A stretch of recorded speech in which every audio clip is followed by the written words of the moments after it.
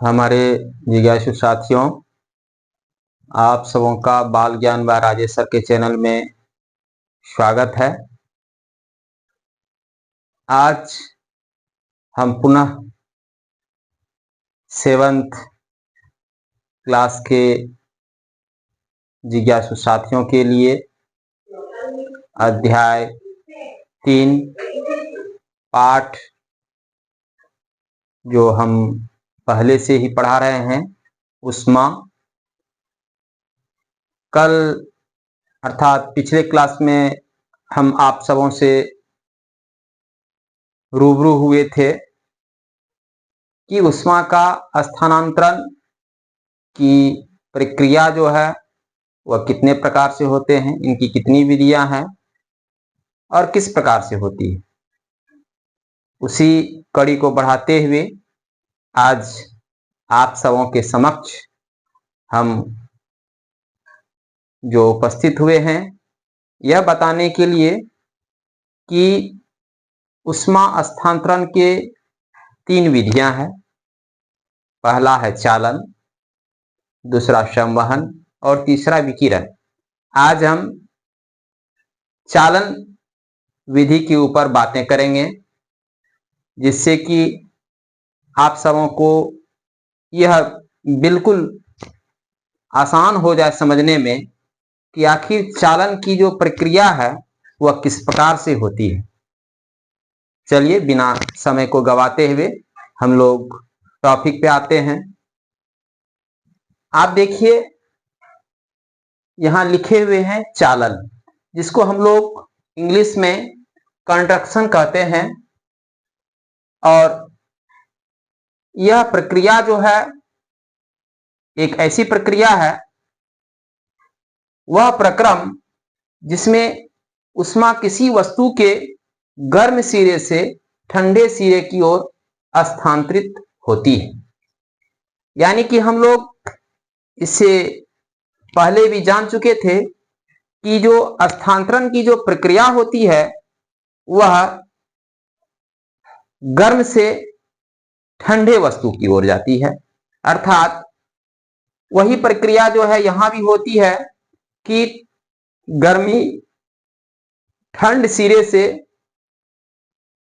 गर्म सिरे से ठंड सिरे की ओर स्थानांतरित होती है, जिसे हम लोग चालन कहते हैं, कंडक्शन कहलाता है।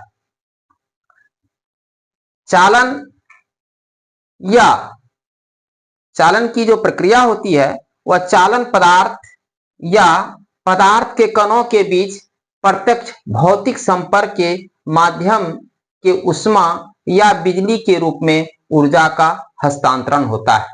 इसको हम लोग अपनी बोलचाल की भाषा में समझने का प्रयास करते हैं कि आप देखे हैं जब चालन की प्रक्रिया होती है तो वह एक दूसरे के बिल्कुल संपर्क में होना चाहिए। अगर यदि वह एक दूसरे के बिल्कुल संपर्क में नहीं है तो वहां पर चालन की प्रक्रिया संभव नहीं हो पाता है।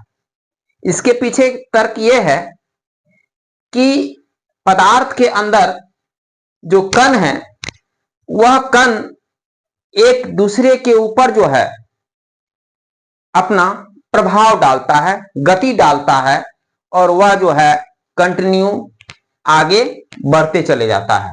अगर यदि बीच में गैप हो जाए अर्थात वह कड़ी टूट जाए, संपर्क स्थापित नहीं हो पाए, तो चालन की प्रक्रिया जो है वह पूरा नहीं हो पाएगा। अर्थात उष्मा का संचरण जो है, हस्तांतरण जो है वह नहीं हो पाएगा। उष्मा और ऊर्जा के संचरण के लिए एकमात्र शर्त यह है कि कण एक दूसरे के सीधे संपर्क में होना आवश्यक है। अगर यदि वह कण एक दूसरे के संपर्क में नहीं है तो वहां पर चालन की प्रक्रिया संभव नहीं हो पाता है। और उष्मा का जो चालन होता है वह ठोस, द्रव, गैस और प्लाज्मा सभी प्रवास्थाओं में होती है। आप भलीभांति समझ पाए कि ये चालन किस प्रकार की प्रक्रिया है और किधर से किधर की ओर जो है वह प्रभावित होती है। हम लोग आते हैं, एक उदाहरण के माध्यम से समझने का प्रयास करते हैं कि आखिर ये चालन किस प्रकार से होती है। जैसे आप देख रहे हैं कि एक स्टैंड है, स्टैंड से एक जो है लोहे का छड़ को बिल्कुल टाइट करके लगा दिया गया है। आप देखें कि ये लोहे की छड़ में समान दूरी में, अर्थात एक दूसरे के बीच जो दूरियां है वह बिल्कुल समान है। और ये जो आप देख रहे हैं उभरा हुआ भाग, ये मोमबत्ती का एक टुकड़ा है। इसको हम लोग समझ पाते हैं जिस तरह से कि दीपावली में एक कैंडल को खड़ा करने के लिए कैंडल के जो है हम लोग उष्मा के द्वारा उसको पिघला देते हैं, तरल अवस्था में ला देते हैं, और कुछ देर के बाद जो है वह क्या हो जाता है, ठोस अवस्था में परिवर्तित हो जाता है। ठीक उसी तरह से पहले हम लोहे के छड़ के ऊपर मोम को तरल अवस्था में डाले और वह जो है एक समय के बाद वह ठोस अवस्था में परिवर्तित हो गया। कुछ देर के बाद हम एक कैंडल को लेंगे, मोमबत्ती को लेंगे और इसे हम लोग जलाएंगे। और जलाने के बाद यह ध्यान रखेंगे कि स्टैंड से जो ये छड़ लगी हुई है जिसमें कि मोम के टुकड़े हम लोग जो है चिपका दिए हैं, एक सिरे पर हम मोमबत्ती के लौ से इसे गर्म करने का प्रयास करते हैं। कुछ देर के बाद आपको देखने के लिए मिलेगा कि जैसे जैसे ये लोहे का छड़ गर्म होते जाता है और आगे बढ़ते जाता है, तो सबसे पहले तो ये जो मोमबत्ती का टुकड़ा चिपका हुआ है, पहले यह गर्म होने के कारण यह जो है वहां से अलग हो जाता है और पुनः कुछ समय के बाद ये दूसरा टुकड़ा जो चिपका हुआ है लोहे के छड़ से, वह दूसरा गिर जाता है। ये क्रम कंटिन्यू आगे बढ़ते चले जाता है समय के अंतराल पे। अर्थात इस प्रैक्टिकल के द्वारा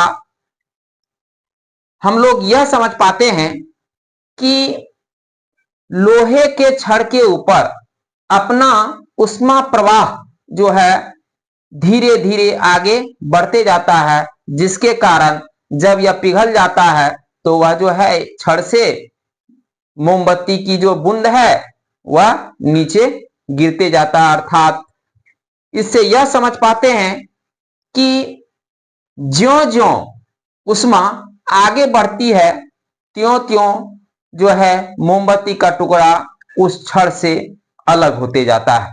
अर्थात हम यह देख पाए कि उष्मा का संचरण जो है वह आपको गर्म सिरे से ठंडे सिरे की ओर जो है वह होते चले जाता है। हम लोग इस प्रैक्टिकल के द्वारा जो है, क्रियाविधि के द्वारा जो है यह समझ पाए कि उष्मा का चालन किस प्रकार से होता है। पुनः हम अगले क्लास में लेके आएंगे कि उष्मा का संवहन की जो प्रक्रिया है, संवहन की जो विधि है वह किस प्रकार से होती है और इसका कौन कौन सा शर्त है।